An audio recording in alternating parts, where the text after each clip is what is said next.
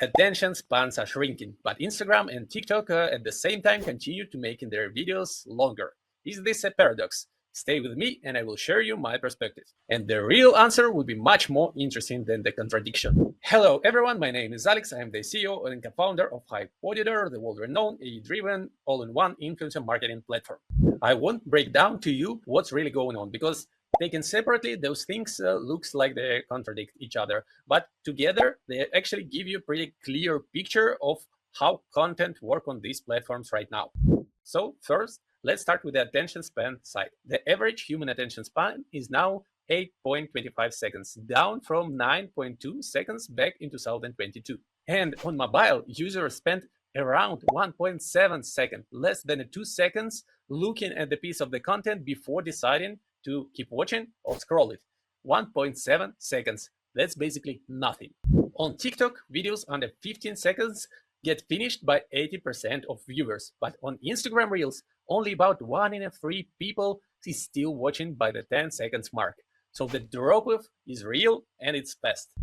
Now there is another side. The Instagram expand Reels up to 3 minutes in 2025 and confirmed that longer videos are eligible for recommendation in Explorer. That means they also can go viral.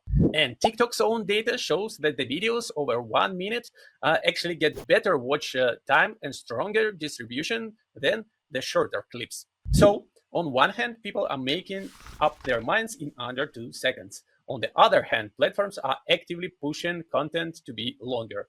That does look like a paradox. But trust me, it isn't. What actually happens is these two things are getting mixed up. The first is how hard to win attention at the start. And this issue is real. But the second is how long people are willing to stay once something gets their attention. And those are not the same things. A better way to put it together is that people haven't lost their ability to pay attention. They just become much quicker to judge where something deserves their attention or not. And that's why the platforms can justify longer limits, because this is two different stages. Stage one is the hook. It's fast. There is only the first few seconds matter more than ever before, because feeds are overcrowded right now, and switching from the one video to another isn't easy like it was never before. If the opening is weak, people will leave. Pretty simple. Stage two, hold it longer once you've earned it. If the video is interesting, useful, emotional, or story driven, viewers will stay over 15 seconds, over 30 seconds, and even in the matter of minutes and hours. And platforms want that, because longer watch time means more ad inventory, means more search value, means more room for tutorials, storytelling, shopping integrations, explainers, content that really drives the conversions. TikTok is pretty explicit about this in their creator monetization rollout. They literally reward original videos over 1 minute long.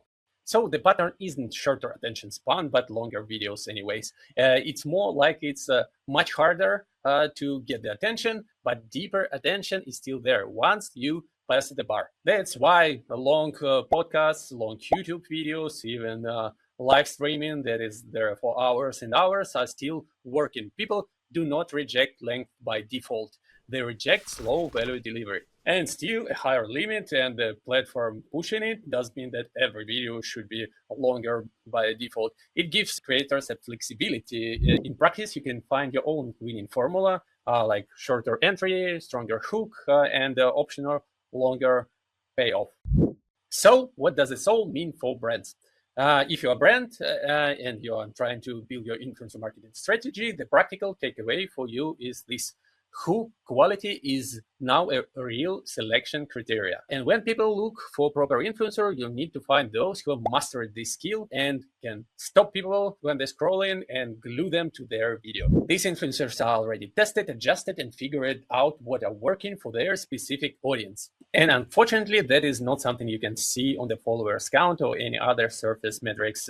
So you need to be ready to go deeper and watch not only on the average number of views, but also watch on the videos themselves and kind of train this expertise to understand where the hooks are good and where they are not. So to put everything simply, it's not a contradiction, it's not a paradox either. It's what happens when one uses attention span a little bit too loosely. The cleaner way to see is that the platforms are adapting to the environment where the beginning of the content is more competitive than it was ever before. Those two things go actually hand by hand. And for the brands, the lens worth using when you're evaluating creators is both look on how good their hooks and how many people start to engage with their videos, and also how long their audience watch their videos. Both of these parameters could be pretty important, and especially when you want to make review of the product or get into side-by-side comparison or something like this.